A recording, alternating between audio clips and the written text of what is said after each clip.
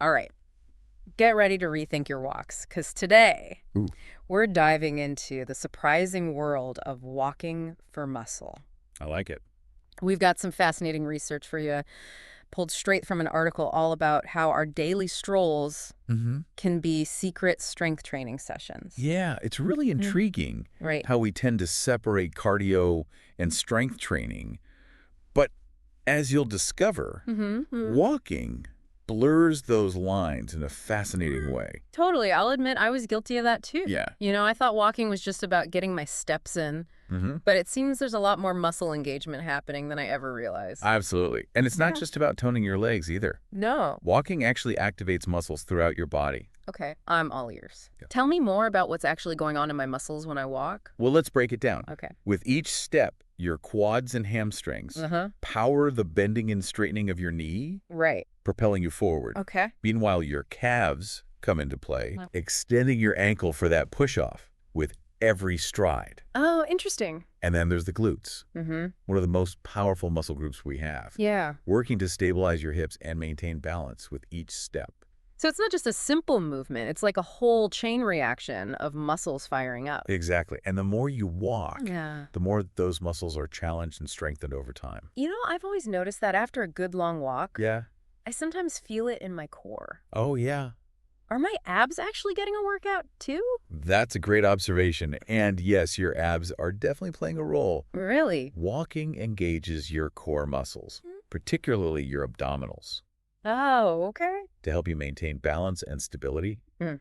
Think about it. Okay. With each step, your body weight shifts from one leg to the other, Right. and your core muscles work constantly to keep you upright and prevent wobbling. So even without doing a single crunch, my walks are contributing to a stronger core.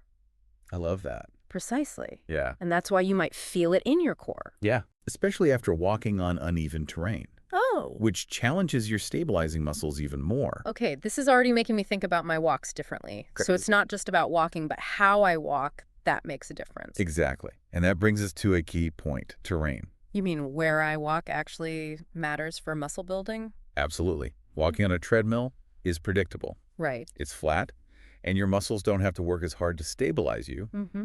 But when you walk outdoors, especially on uneven surfaces like trails or hills, Okay. your body has to constantly adapt, engaging more stabilizing muscles in your legs and core. So ditching the treadmill for a hike in the woods could actually lead to a more intense leg workout. Well, both have their benefits. Right. But varying your terrain definitely ramps up the muscle engagement. Okay. And speaking of terrain variation, Yes. let's talk about hills. Ooh, hills. Yeah. Always a challenge. But I'm curious to hear Yeah. how uphill and downhill walks affect our muscles differently. This is where it gets really interesting. Ooh. A University of Colorado study Uh-huh. delved into this very question Okay. and found that walking uphill Yeah. activates your hamstrings and glutes more intensely. Interesting. These muscles are the powerhouses Mhm. that propel you upward against gravity. I can feel it. On the flip side, Mm-hmm. when you're walking downhill, Yeah. it's your quads that take center stage, Okay. controlling your descent and preventing you from taking a tumble. So it's almost like targeted training for different leg muscles, Yeah. depending on whether I'm climbing or descending. That's pretty cool. Exactly. And that's why incorporating both uphill and downhill sections, Mm-hmm. along with some flat terrain into your walking routine, Yeah. is so beneficial for overall leg muscle development. Wow. This is making me reevaluate my usual walking route. I'm starting to see how much potential there is for building muscle just by changing things up a bit. It's all about being mindful and strategic with your walking routine. And that leads us to another fascinating way to amplify those muscle building benefits. Uh-oh. Nordic walking. Okay, I've heard of Nordic walking, but honestly, I pictured people cross-country skiing without the skis. Right. Can you explain what it actually is and how it steps up the muscle engagement? You're not far off with the imagery. Okay. Nordic walking involves using specially designed poles Mm-hmm. that act like an extension of your arms, Okay. helping you propel yourself forward with each stride Uh-huh. and Because you're actively using your upper body. Right. You're engaging muscles in your arms, shoulders, and back Okay. that don't get much attention during regular walking. So it's like taking that full body engagement to the next level. Exactly. Mm. And the results are impressive. Oh. Studies have shown that Nordic walking can increase upper body muscle activation by up to 15 times Wow. compared to regular walking. 15 times. That's incredible. So Again- it's not just about legs anymore. It's a total body muscle building walk. Precisely. And here's another perk. Nordic walking has been shown to reduce strain on certain back muscles, Oh. which can be a major benefit for anyone with back pain or looking to prevent future problems. Okay, you had me at less back pain and more muscle engagement. Hmm. Sign me up for Nordic walking. But with all these muscle building benefits, does this mean I can ditch the gym and just walk my way to a sculpted physique? That's a great question. Yeah. While walking, especially Nordic walking, is fantastic for overall fitness and building muscle, Right. it's important to remember that dedicated strength training, like lifting weights or doing body weight exercises, Yeah. is still key if you're looking to maximize muscle growth and overall strength. So it sounds like walking is a great addition to my routine, but not necessarily a replacement for those focused strength training sessions. Exactly.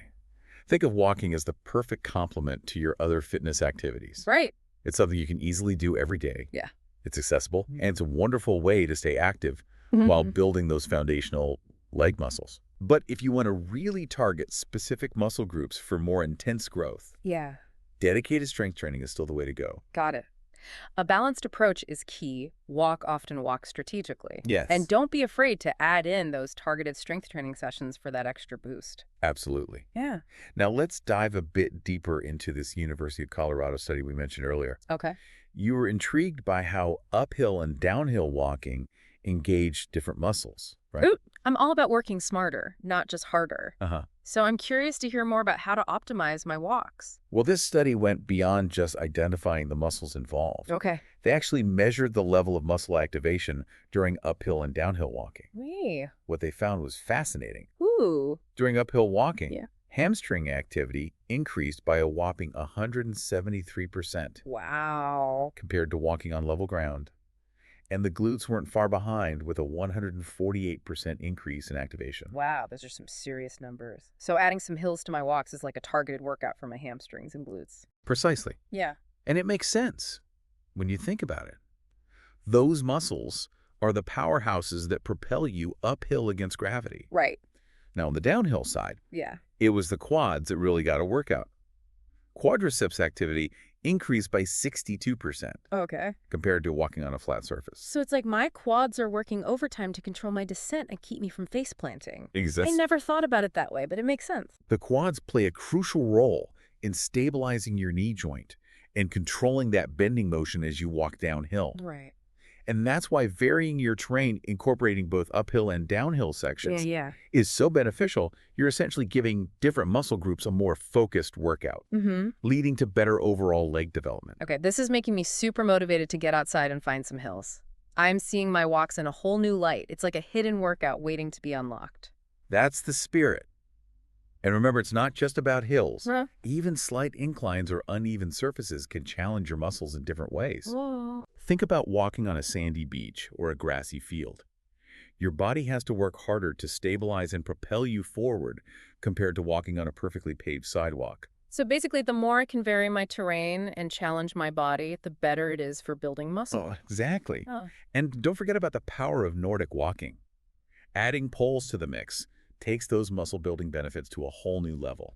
All right, let's talk more about Nordic walking. You mentioned earlier that it can increase upper body muscle activation by up to 15 times. Yeah. But I'm still a bit fuzzy on how it all works. What exactly are those poles doing for my muscles? Think of the poles as levers that extend your arm movements, Oh, allowing you to engage your upper body in a way that traditional walking simply doesn't. right. With each stride as you plant the pole and push off, you're activating muscles in your arms, shoulders, chest, and back. Interesting. It's like adding a dynamic upper body workout to your walk. I'm starting to see the appeal, but is it really that much more effective than just swinging my arms as I walk? The difference is significant. When you swing your arms naturally while walking, the movement is mostly driven by momentum. Mm-hmm. But with Nordic walking poles, You're actively pushing against resistance with each stride, Okay. creating a more targeted and intense muscle contraction. Interesting. So it's like adding a little bit of strength training to my upper body with every step I take. Exactly. Hmm. And remember those impressive stats we talked about? Yeah. Studies have shown that Nordic walking can increase upper body muscle activation by up to 15 times compared to regular walking. Right. Specifically, research has found that Nordic walking significantly activates muscles like the triceps, biceps, deltoids, shoulders, and latissimus dorsi back. Wow, those are some muscles I don't usually think about engaging during my walks. No wonder people rave about the benefits of Nordic walking. And it's not just about building muscle. Right. Remember we mentioned earlier that Nordic walking can also reduce strain on certain back muscles. Yeah, that perk really caught my attention. Tell me more about how Nordic walking can help with back pain. Well, traditional walking, especially if you have poor posture or weak core muscles, can sometimes put extra stress on your lower back. Mm-hmm. But with Nordic walking, the poles act as stabilizers, Okay. helping to distribute your weight more evenly and reduce the load on your spine. So the poles are almost like extra support columns for my body? That's a great way to put it. Yeah. And by engaging your upper body muscles, Right. Nordic walking also helps strengthen your core, which further supports your back and improves posture. Okay, this is making me seriously consider giving Nordic walking a try. It seems like a win-win for both muscle building and back health. It is. But I have to ask, are there any downsides to Nordic walking? Is it safe for everyone? That's a great question. And like any form of exercise, Right. it's always a good idea to check with your doctor Mm-hmm. before starting something new, especially if you have any Yeah. pre-existing health conditions. Okay. But generally speaking, Nordic walking is considered Right. safe and effective for people of all ages Mm-hmm. and fitness levels. I like that. That's right. In fact, Nordic walking is often recommended Yeah. for older adults or those recovering from injuries, Okay. as it's a low-impact activity. Right. That's gentle on the joints Mm-hmm. while providing a great workout. Makes sense. It's also a good option for people who Yeah. are new to exercise or Mhm. haven't been active in a while, Right. as it's a relatively easy activity to pick up. That makes sense. So it sounds like Nordic walking has a lot to offer. But let's be honest. Yeah. It does look a little bit, different. Right. I can see people feeling self-conscious about walking around with poles. I understand that hesitation, Yeah. but honestly, once you try it, Mm-hmm. you quickly get over the initial awkwardness, Okay. and there are so many benefits to reap Right? that it's worth pushing past any self-consciousness. Okay.